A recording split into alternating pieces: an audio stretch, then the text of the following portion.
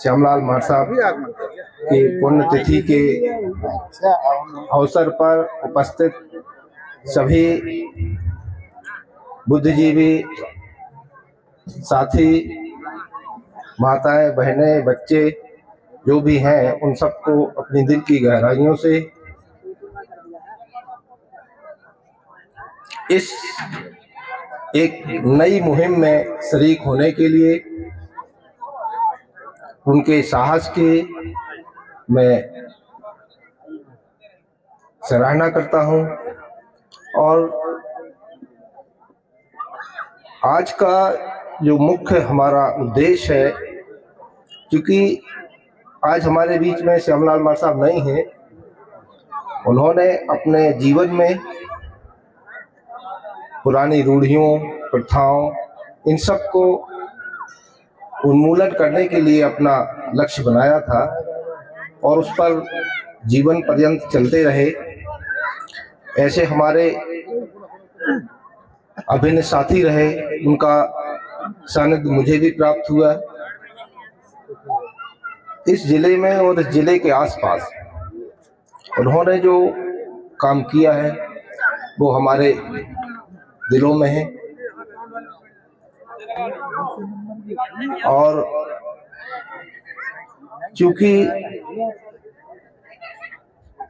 एक विचारधारा, जो विचारधारा समाज में दो तरह की विचारधाराएं होती हैं। एक सुविधाजनक होती है जिसपे सब लोग चल लेते हैं, और एक विचारधारा होती है जिसपे चलने में हमें दुख का आभास होता है, लेकिन अंत में हमारे लिए वो सुखदायी होती है। उस विचारधारा के पोषक हमारे साथी थे, और उनका इस मुहिम में, इस आंदोलन में कोई निश्चित समय नहीं था कि हमें कब काम करना है। पूरा उनका समय इसके लिए समर्पित था। आज यहाँ कितने लोग आए, कितने नहीं आए, वो एक अलग विषय है, लेकिन कितने लोगों के दिल में उन्होंने छाप छोड़ी है, वो एक अलग पहचान है। भाई कई लोगों की मजबूरी होती है कार्यक्रम में आ पाना, नहीं आ पाना, वो एक अलग विषय होता है, लेकिन किनके उनकी जो छाप दिलों में है वो अनंत लोगों की। और अभी हमारे साथी बहुत लोग बोल चुके हैं, और अभी हमारे वर्मा जी ने भी एक बहुत अच्छी बात कही कि मृत्यु भोज का पूर्णतः प्रतिबंध है। तो मैं तो ये समझता हूं कि ये जो कार्यक्रम में भी भोजन हो रहा है, ये भी मृत्यु भोज के ही अंतर्गत आता है। अब वो चाहे उसका रूप कुछ भी हम रख दें। मैं बता दूं, मेरे पिताजी और माताजी दोनों खत्म हुए हैं, मैंने एक भी व्यक्ति को भोजन नहीं कराया और ना ही किसी को बुलाया। जो उस दिन पहुंच गया, जिस दिन संस्कार हुआ उस दिन पहुंच गया, तो उसको जरूर पानी पिलाया, मीठा खवा दिया। दूसरे दिन से मैंने अगर आए तो 2 मिनट बैठो जाओ, किसी तरह का कोई कार्यक्रम नहीं किया। तो और ना ही दाढ़ी बनवाया, ना सिर बनाया। ये सब एक प्रकार का हम लोगों को एक दायरे में रखने की ये षड्यंत्र है। हम उसमें फंस करके आज मार साहब तो मान लीजिए, बाबा साहब गुरुओं की कृपा से हमारे शिक्षक थे, टीचर थे, तो सारी व्यवस्थाएं थी, तो आप कर सकते हैं खाना व्यवस्था। लेकिन हमको वो काम करना चाहिए कि जो अंतिम छोर में खड़ा हुआ व्यक्ति है वो भी उस काम को करने में अपने आप को गौरवान्वित महसूस करे। आज जिसके पास बच्चों को पढ़ाने के लिए पैसा नहीं है, खुद को अच्छे कपड़े पहनने के लिए है नहीं है, वो क्या ये व्यवस्था कर सकता है? नहीं कर सकता।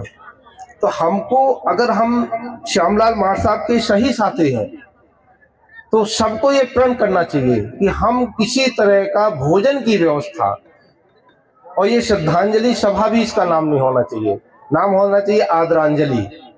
क्योंकि श्रद्धा तो अन्य श्रद्धा होती है ना।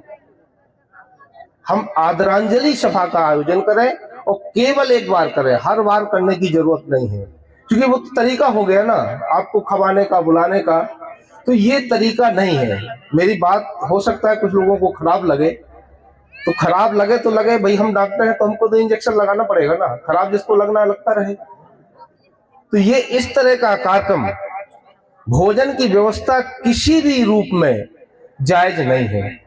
अगर आप ये करते रहोगे तो फिर वही हुआ कि शिकारी आएगा, दाना डालेगा, जाल फैलाएगा, फंसना नहीं है, उसी में फंसे रहेंगे।